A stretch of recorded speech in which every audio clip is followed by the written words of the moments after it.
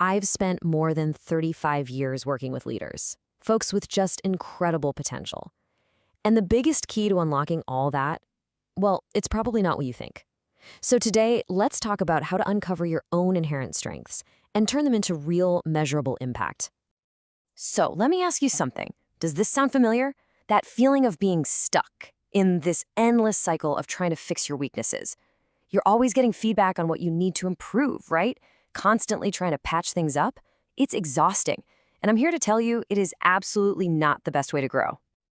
Yeah, that whole focus on what's wrong, it's a trap. I call it the leadership trap. And it's so common, but man, is it limiting. See, when all our energy goes into fixing our flaws, we end up hiding our true potential. We spend all our time trying to be less of what we're not instead of becoming more of who we actually are. What a waste of incredible talent, right? So let's just break this down. You've got two paths here. There's the old way, obsessing over flaws, this constant grind of correction that at best gives you tiny incremental improvements. But then there's a much better way, and that's what we're diving into today.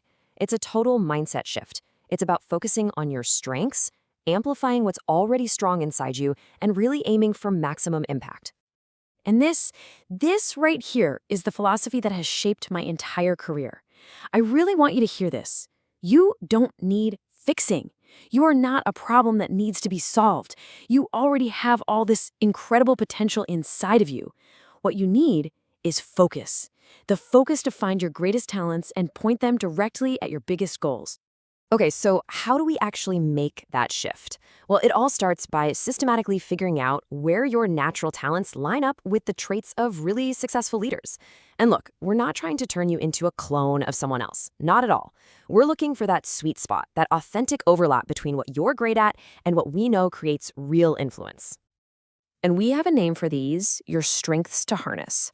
Now, these are not just things you're kind of good at, no.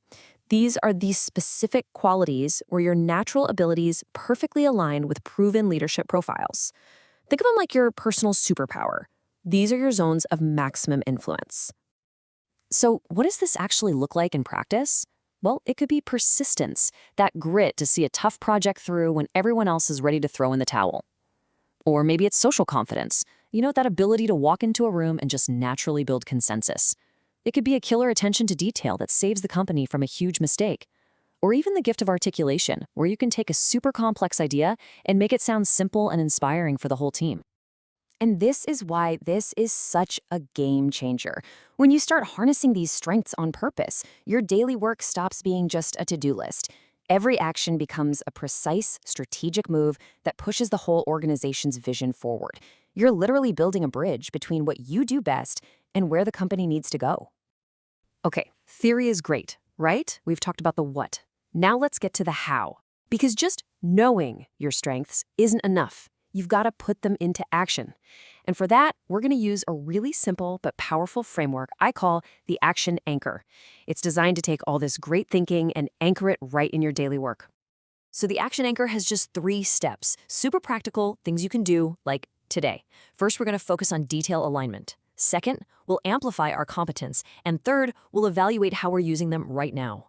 Ready? Let's break them down. All right, first step, detail alignment. So let's say attention to detail is one of your big strengths. Great, but don't just use it to catch typos in an email. Let's get strategic. This week, I want you to pick just one, key project. Look at it closely and ask, are all the little tasks my team is doing right now actually moving us toward the big long-term vision? See? That's how a skill becomes a strategic weapon. Okay, action 2. Amplify competence. Here's a challenge for you.